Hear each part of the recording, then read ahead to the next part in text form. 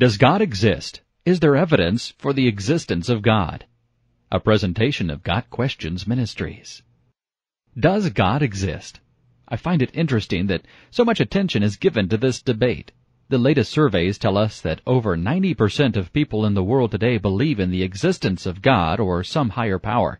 Yet somehow the responsibility is placed on those who believe God does exist to somehow prove that He really does. To me, I think it should be the other way around. However, the existence of God cannot be proved or disproved. The Bible even says that we must accept by faith the fact that God exists. And without faith, it is impossible to please God, because anyone who comes to Him must believe that He exists, and that He rewards those who earnestly seek Him. Hebrews 11, verse 6. If God so desired, He could simply appear and prove to the whole world that He exists. But if He did that, there would be no need for faith. Then Jesus told him, "Because you have seen me, you have believed. Blessed are those who have not seen, and yet have believed." John 20, verse 29. That does not mean, however, that there is not evidence of God's existence. The heavens declare the glory of God. The skies proclaim the work of His hands. Day after day they pour forth speech. Night after night they display knowledge. There is no speech or language where their voice is not heard. Their voice goes out into all the earth, their words to the ends of the world. Psalm 19, verses 1 through 4. Looking at the stars, understanding the vastness of the universe, observing the wonders of nature, seeing the beauty of a sunset, all these things point to a Creator God. If these were not enough, there is also evidence of God in our own hearts. Ecclesiastes 3, verse 11 tells us, "He has also set eternity in the hearts of men." There is something deep down in our beings that recognizes that there is something beyond this life, something beyond this world. We can deny this knowledge intellectually, but God's presence in us and through us is still there. Despite all of this, the Bible warns us that some will still deny God's existence. "The fool says in his heart, there is no God." Psalm 14, verse 1. Since over 98% of people throughout history, in all cultures and all civilizations, on all continents, believe in the existence of some kind of God, there must be something, or someone, causing this belief. In addition to the biblical arguments for God's existence, there are logical arguments. First, there is the ontological argument. The most popular form of the ontological argument basically uses the concept of God to prove God's existence.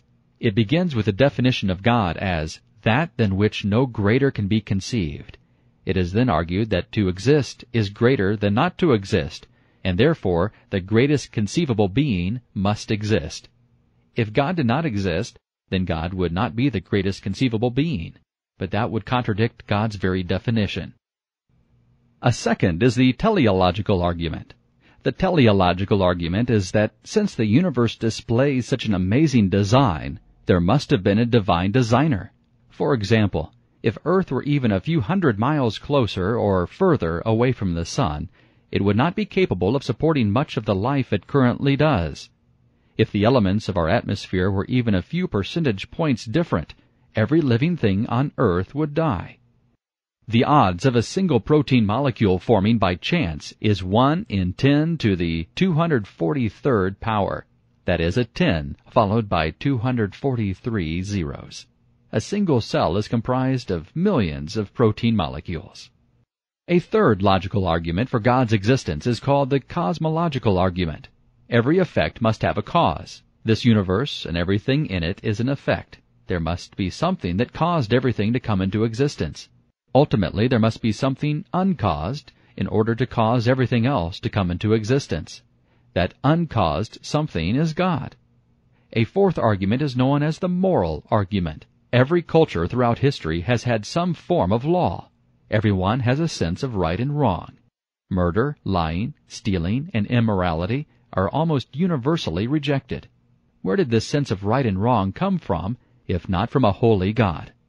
Despite all of this, the Bible tells us that people will reject the clear and undeniable knowledge of God and instead believe a lie. Romans 1, verse 25 says, "They exchanged the truth of God for a lie, and worshipped and served the created things rather than the Creator, who is forever praised. Amen." The Bible also proclaims that people are without excuse for not believing in God. For since the creation of the world, God's invisible qualities, His eternal power and divine nature, have been clearly seen, being understood from what has been made, so that men are without excuse. Romans 1, verse 20. People claim to not believe in God because it is not scientific, or because there is no proof. The true reason is that once people admit that there is a God, they must also realize that they are responsible to God and in need of forgiveness from God. Romans 3:23 and Romans 6:23. If God exists, then we are accountable for our actions to Him. If God does not exist, then we can do whatever we want without having to worry about God judging us. I believe that is why evolution is so strongly clung to by many in our society, to give people an alternative to believing in a Creator God. God exists, and ultimately everyone knows that He exists. The very fact that some attempt so aggressively to disprove His existence is in fact an argument for His existence. Allow me one last argument for God's existence. How do I know God exists? I know God exists because I speak to Him every day. I do not audibly hear Him speaking back to me, but I sense His presence. I feel His leading. I know His love. I desire His grace. Things have occurred in my life that have no other possible explanation other than God. God has so miraculously saved me and changed my life that I cannot help but to acknowledge and praise His existence.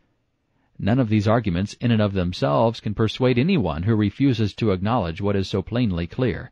In the end, God's existence must be accepted by faith. Hebrews 11, verse 6. Faith in God is not a blind leap into the dark. It is a safe step into a well-lit room where 90% of people are already standing.